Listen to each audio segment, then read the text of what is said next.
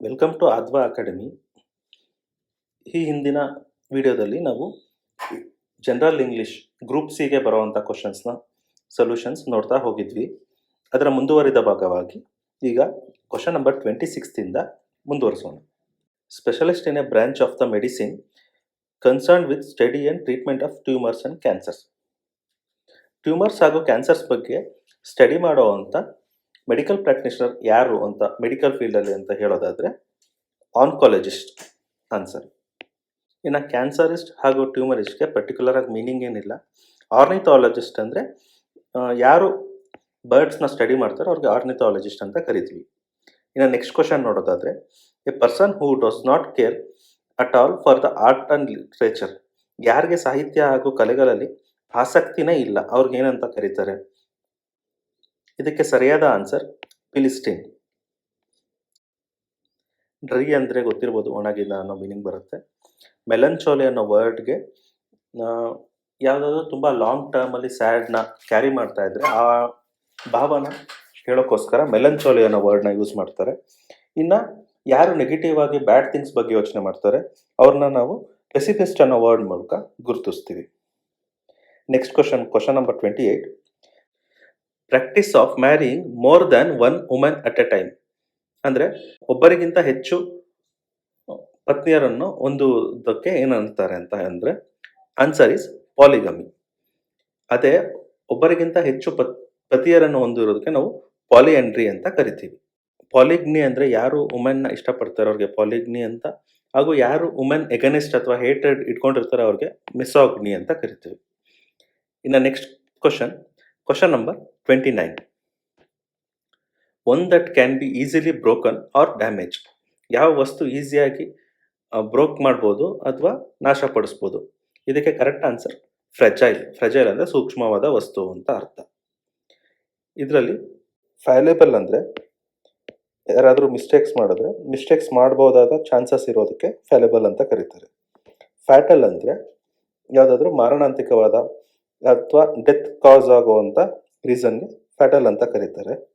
ಹಾಗೂ ಫಾನ್ ಅಂದರೆ just N yellowish colour ಅಂತ ಅರ್ಥ. Next question. A place for bees.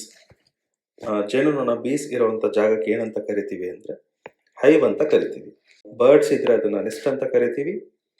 Dogs and puppies ಇದ್ರೆ ಅದನ್ನು ಕೆನಲ್ ಅಂತ ಕರಿತೀವಿ. ಹಾಗೂ ನಿಮಗೆ ಗೊತ್ತು ಸ್ಟೋರ್ ಅಂದರೆ ರಿಟೈಲ್ ಸ್ಟೋರ್ ಅಂತ ಕರಿಬೋದು. Next, government by nobles. Government by nobles ಅಂದರೆ ಫಾರ್ ಎಕ್ಸಾಂಪಲ್ ಯಾರಾದರೂ ರಾಜರು ಅಧಿಕಾರದಲ್ಲಿದ್ದರೆ ಹಾಗೂ ಎಲೈಟ್ ಕ್ಲಾಸ್ ಇದ್ದರೆ ಅದನ್ನು ನೋಬಲ್ಸ್ ಅಂತ ಕರಿತೀವಿ. ಅಂತ ಗೌರ್ಮೆಂಟ್ಗೆ ನಾವು ಏನಂತ ಕರಿತೀವಿ ಅಂತ ಈ ಕ್ವಶನ್ ಕೇಳ್ತಾ ಇದೆ. ಇದಕ್ಕೆ ಸರಿಯಾದ ಆನ್ಸರ್ ಬಂದು ಅರಿಸ್ಟೋಕ್ರಸಿ. ಹಾಗೂ ಬೇರೆ ವರ್ಡ್ಸ್ನ ಮೀನಿಂಗ್ ನೋಡೋದಾದರೆ ಆಫ್ಟರ್ ದ ಆನ್ಸರ್ ಪ್ಲುಟೋಕ್ರಸಿ.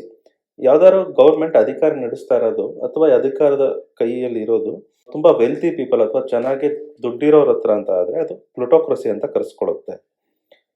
ಯಾವ ಸರ್ಕಾರದಲ್ಲಿ ಅಧಿಕಾರದಲ್ಲಿರೋರು ತಮ್ಮ ಎಬಿಲಿಟಿ ಮೂಲಕ ಮೇಲ್ ಬಂದಿರ್ತಾರೆ ಅಥವಾ ಎಬಿಲಿಟಿ ಮೂಲಕ ಅಧಿಕಾರನ ಹಿಡಿದಿರ್ತಾರೆ ಅದನ್ನು ನಾವು ಮೆರಿಟೋಕ್ರಸಿ ಅಂತ ಕರಿತೀವಿ.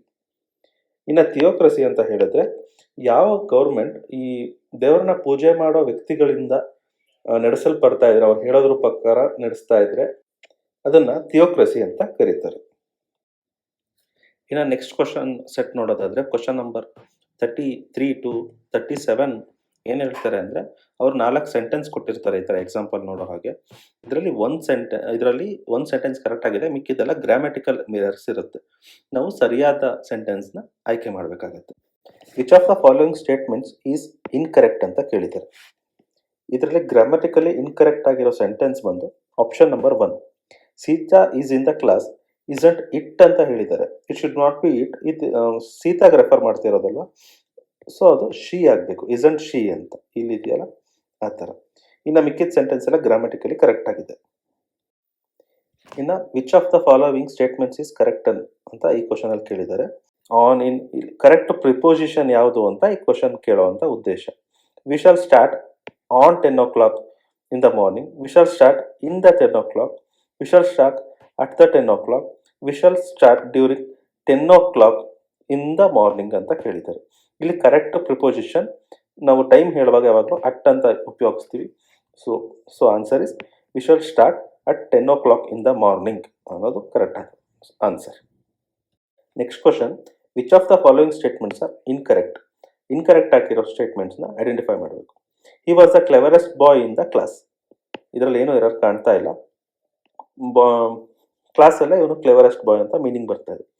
ಹಿ was the most cleverest boy in the class. ಇಲ್ಲಿ ನೋಡಿ, ಮೋಸ್ಟ್ ಕ್ಲೆವರೆಸ್ಟ್ ಎರಡು ಸೂಪರ್ಲೇಟಿವ್, ಎರಡು ಒಟ್ಟಿಗೆ ಯೂಸ್ ಮಾಡೋ ಹಾಗಿಲ್ಲ ನಾವು, ಹಾಗಾಗಿ ಇದು ಇನ್ಕರೆಕ್ಟ್ ಸೆಂಟೆನ್ಸ್ ಆಗುತ್ತೆ. He was a clever boy, he was a cleverer than his brother. Simple ಆಗಿ ಕರೆಕ್ಟ್ ಆಗಿದೆ. ಸೊ ಇನ್ಕರೆಕ್ಟ್ ಸ್ಟೇಟ್ಮೆಂಟ್ ಬಂದು ಆಪ್ಷನ್ ನಂಬರ್ 2.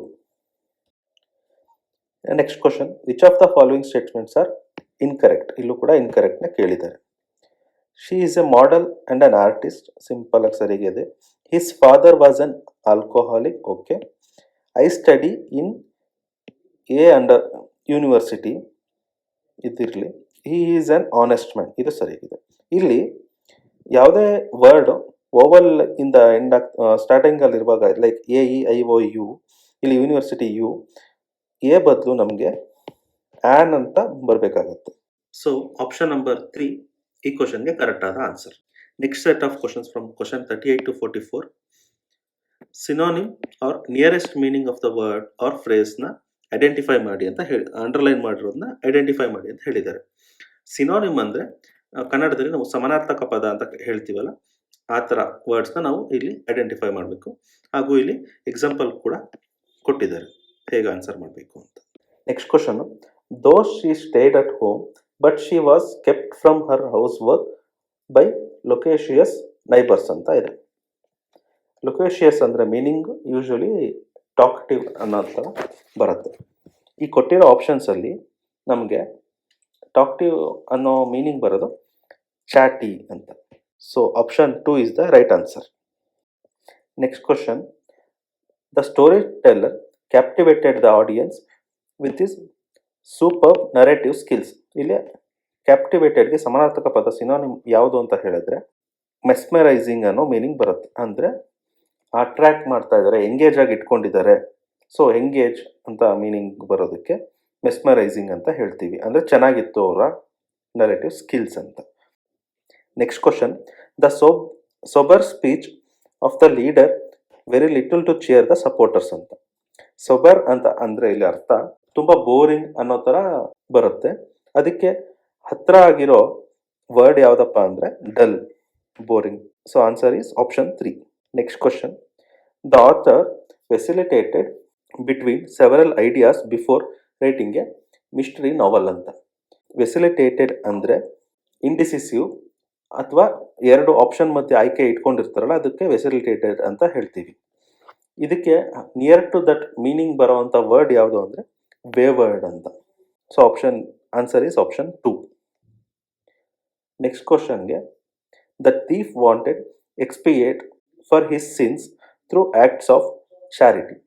ಇಲ್ಲಿ ಎಕ್ಸ್ಪಿಯೇಟ್ ಅನ್ನೋದಕ್ಕೆ ಮೀನಿಂಗ್ ಮಾಡಿರೋ ತಪ್ಪಿಗೆ ಪ್ರಾಯಶ್ಚಿತ ಅನ್ನೋ ಮೀನಿಂಗ್ ಬರುತ್ತೆ. ಅದಕ್ಕೆ nearest to that meaning atone ಅನ್ನೋದು. Next question, the competitive telecom rates have taken away brevity from phone conversations ಅಂತ. ಇಲ್ಲಿ ಬ್ರೀವಿಟಿ ಅಂದರೆ ಮೀನಿಂಗ್ ಲೈಕ್ ಬ್ರೀಫ್ ಆಗಿ, ಸ್ಮಾಲ್ ಆಗಿ ಅನ್ನೋ ಮೀನಿಂಗ್ ಬರುತ್ತೆ.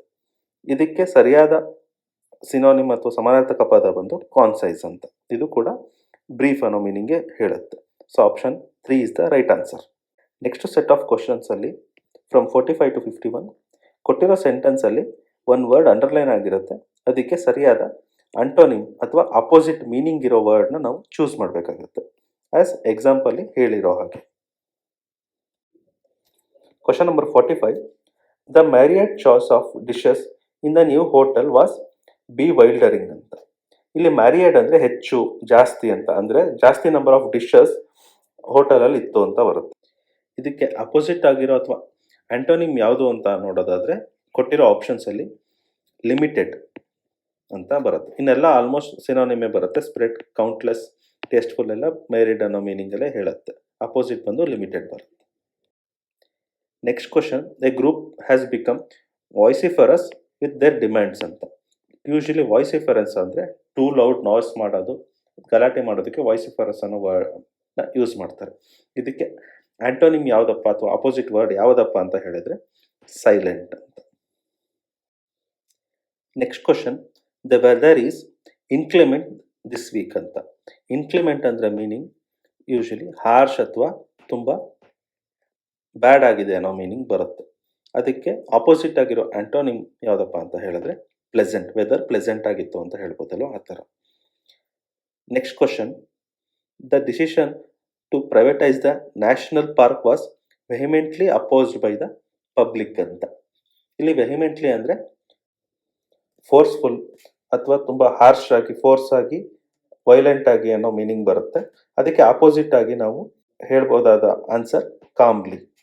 ವೆಹಿಮೆಂಟ್ಲಿ opposite word calmly. The archaic buildings that dot the city speak richly about country's heritage ಅಂತ. ಇಲ್ಲಿ archaic ಅಂದರೆ ಯೂಶಲಿ ಓಲ್ಡ್ ಹೆರಿಟೇಜ್ ಬಿಲ್ಡಿಂಗ್ ಅಥವಾ ಏನ್ಷಿಯಂಟ್ ಬಿಲ್ಡಿಂಗ್ ಅನ್ನೋ ಮೀನಿಂಗ್ ಬರುತ್ತೆ.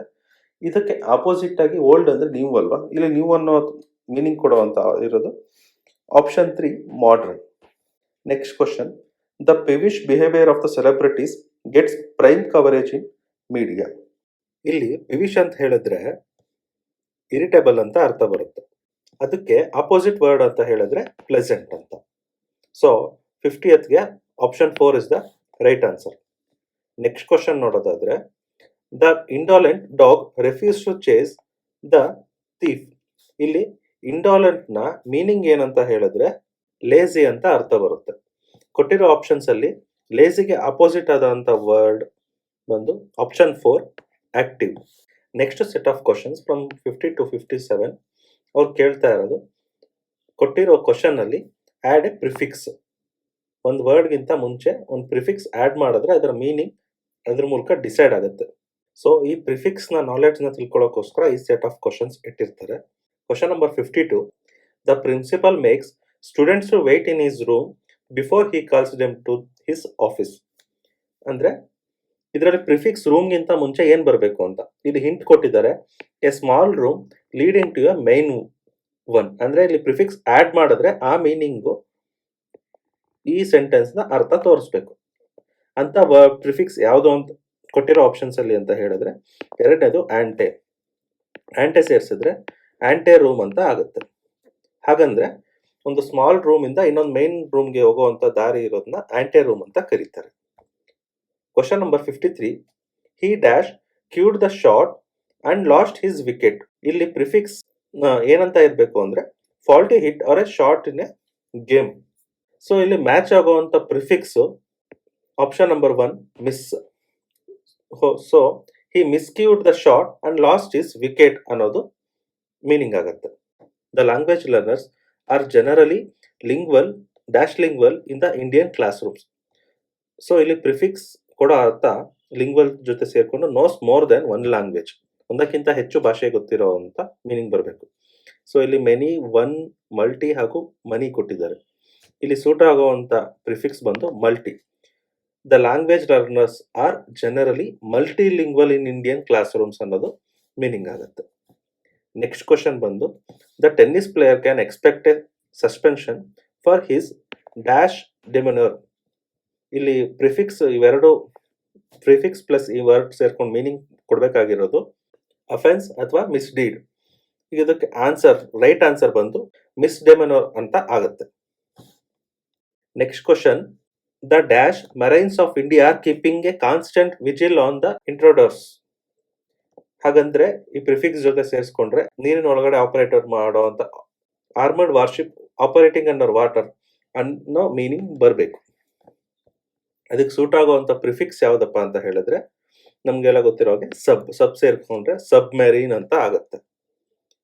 Next question, the retired bank manager has an dash blemished record of 35 years of service. ಇದು prefix ಸೇರಿಸ್ಕೊಂಡು ಈ word meaning ನಮಗೆ ಬೇಕಾಗಿರೋದು ಫಾಲ್ಟ್ಲೆಸ್ ಅಥವಾ ಫ್ಲಾಲೆಸ್. ಇದಕ್ಕೆ ಸರಿಯಾದ ಪ್ರಿಫಿಕ್ಸ್ ಬಂದು ಆಪ್ಷನ್ ನಂಬರ್ 1 ಅನ್. ಸೊ ಅನ್ಬ್ಲೆಮಿಶ್ಡ್ ಅಂದ್ರೆ ಫಾಲ್ಟ್ಲೆಸ್ ಹಾಗೂ ಫ್ಲಾಲೆಸ್ ಅಂತ ಮೀನಿಂಗ್ ಬರುತ್ತೆ. ಸೊ ಇವಿಷ್ಟು ಒಂದಷ್ಟು ಇಂಗ್ಲಿಷ್ನ questions from previous year group C ಹಾಗೂ ಗ್ರೂಪ್ ಬಿ ಅಲ್ಲಿ ಬಂದಿರೋ ಕ್ವಶನ್ಸ್ನ ನಾವು ನೋಡ್ಕೊಂಡಿದ್ದೀವಿ. ಇನ್ನು ಮತ್ತಷ್ಟು ಕ್ವಶನ್ಸ್ನ ನಮ್ಮ ನೆಕ್ಸ್ಟ್ ಪಾರ್ಟಲ್ಲಿ ನೋಡೋಣ. ಈ ವಿಡಿಯೋ ನಿಮ್ಗೆ ಇಷ್ಟ ಆಗಿದ್ರೆ ಲೈಕ್ ಮಾಡಿ, ಏನಾದರೂ ಡೌಟ್ ಇದ್ದರೆ ಕಮೆಂಟ್ ಮಾಡಿ, we will get back to you. ಇನ್ನಷ್ಟು ವಿಡಿಯೋಗಳಿಗಾಗಿ ನಮ್ಮ ಚಾನಲ್ನ ಸಬ್ಸ್ಕ್ರೈಬ್ ಮಾಡಿ. Thanks for watching Adhwa academy.